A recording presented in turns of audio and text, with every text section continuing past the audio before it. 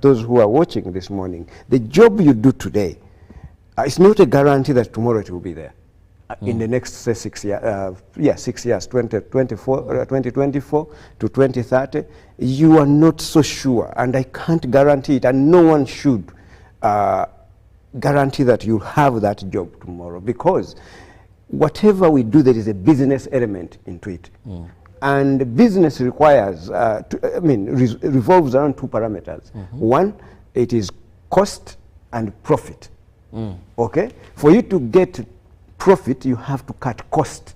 Yes. So one way of cutting cost is to try to minimally use your resources.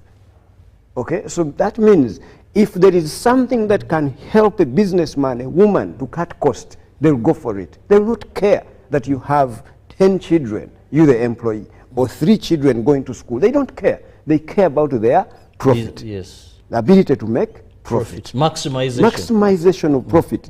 And if they can't, those are losses, right? So, and they don't want their business to phase out, to die, or to not make any profit. So they will cut these employees, bring in the machine, which can provide the same service that you provide, but better, more productive, because it will not ask to rest. This machine, a robot, humanoids that are being created today and powered by AI, can actually work 7,000 hours without being serviced. So which human being will ever work 7,000 hours without going for leave, without falling sick, without finding excuses here and there, without wasting their time on internet, or on TikTok, Facebook, or anything? There's no such a human.